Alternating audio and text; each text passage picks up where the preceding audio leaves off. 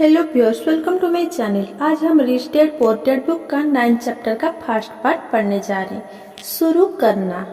काश ऐसा होता कि मैं कह सकता कि दौलत इकट्ठी करना मेरे लिए आसान रहा है, परंतु ऐसा नहीं था।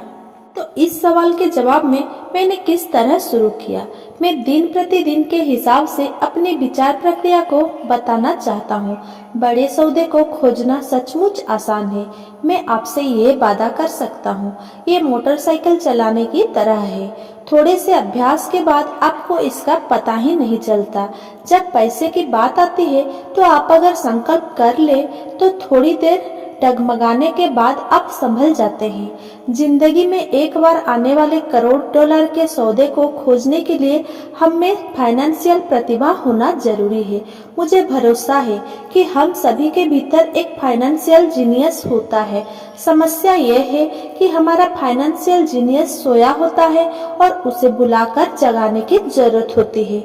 ये इसीलिए सोया रहता है क्योंकि हमारी संस्कृति ने हमारे भीतर यह संस्कार डाल रखे हैं कि पैसे का मोह सभी बुराइयों की जड़ है। इस संस्कृति ने हमें प्रोफेशनल सीखने के लिए तो प्रोत्साहित किया है ताकि हम पैसे के लिए काम कर सके, परंतु हमें यह नहीं सिखाया है कि पैसे से किस तरह अपने लिए काम करवाया जाए।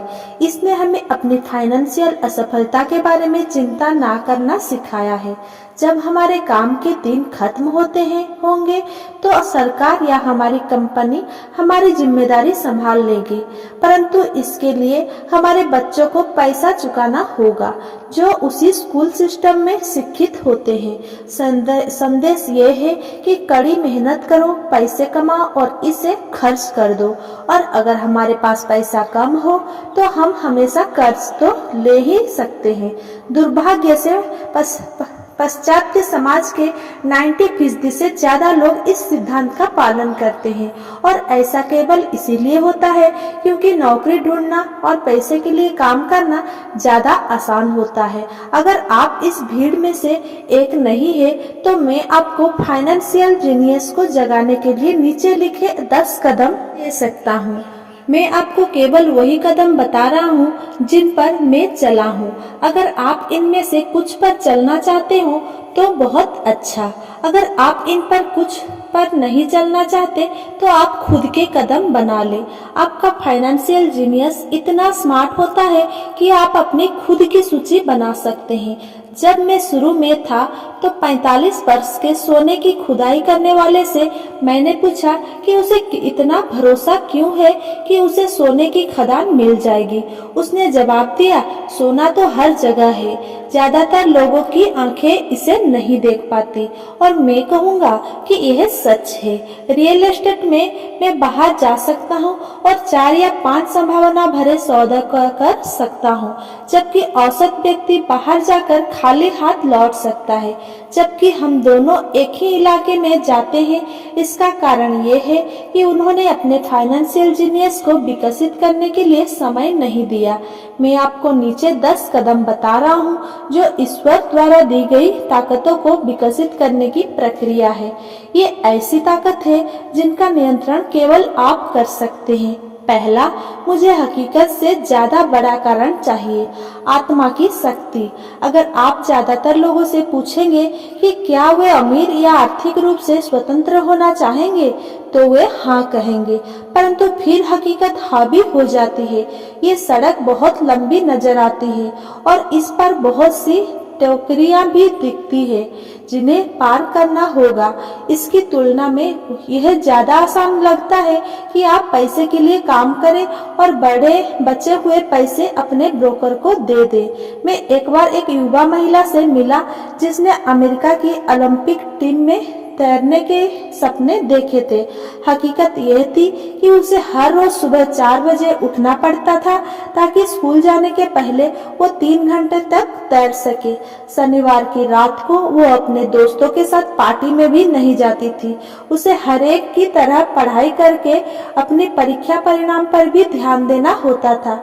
जब मैंने उससे पूछा कि उसकी अति मानवीय महत्वाकांक्षा और बलिदान के पीछे क्या कारण है तो उसने यही कहा, मैं इसे अपने लिए करती हूँ और उन लोगों के लिए जिनसे मैं प्रेम करती हूँ। प्रेम ही मुझे सभी बाधाओं और बलिदान के लिए तैयार करता है।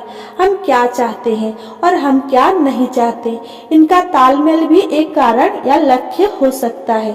जब लोग मुझसे पूछते हैं कि अमीर होने की इच्छा के पीछे मेरा कारण क्या था, तो ये गहरी भावनात्मक इच्छाओं और अनिच्छाओं का संयोग है। मैं कुछ की सूची बताऊंगा। पहले तो अपने अनिच्छाओं की, क्योंकि उन्हीं के कारण इच्छाएं पैदा होती है। मैं सारी जिंदगी नौकरी नहीं करना चाहता था। मैं वो नहीं चाहता था जो मेरे माता पिता चाहते थे, यानी नौकरी की सुरक्षा और उपनगर में एक घर में एक कर्मचारी नहीं बने रहना चाहता था। मुझे इस बात से बहुत नफरत होती थी कि मेरे डैडी अपने कैरियर में इतने व्यस्त रहते थे कि वो मेरे फुटबॉल मैच देखने भी नहीं आ पाते थे। मेरे डैडी सारी जिंदगी कड़ी मेहनत करते रहे और सरकार ने उनकी मौत पर उनकी कमाई का ज्यादातर हिस्सा ले लिया। मुझे इस बात से भी नफरत होती थी। अपनी मौत के बाद वो अपने मेहनत से कमाई को अपने बारिश के लिए नहीं छोड़ पाए।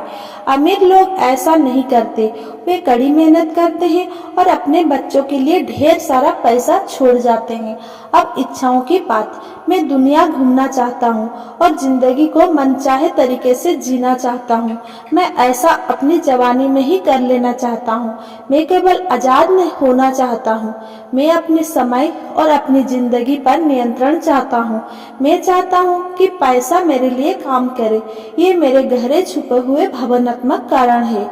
आपके पास क्या कारण है? अगर वे पर्याप्त ताकतवर नहीं है तो रास्ते में आगे आने वाली हकीकत आपके कारणों पर हो जाएंगे। मैंने कई बार पैसा गंवाया है और कई बार फिर से शुरू किया है, परंतु चूंकि मेरे पास गहरे भावनात्मक कारण थे, इसीलिए मैं हर बार उठ खड़ा हुआ हूँ और आगे बढ़ चला हूँ। मैं 40 साल की उम्र तक आजाद होना चाहता था, परंतु इसमें मुझे 7 साल ज्यादा लग गए और मैं आखिरकार 47 साल की उम्र में आजाद हो सका और बीच में मुझे कई सीखने वाले अनुभव मिले। जैसा मैंने कहा है, काश मैं कह सकता कि यह आसान था। ये बिल्कुल आसान नहीं था, परंतु ये कठिन भी नहीं था। लेकिन बिना दमदार कारण या लक्ष्य के जिंदगी में हर चीज कठिन होती है। अगर आपके पास कोई दमदार कारण नहीं है तो आगे बढ़ने में कोई समझदारी नहीं है। इसमें बहुत ज्यादा मेहनत लगेगी। Thanks for watching. Please like, comment, share and subscribe. Thank you.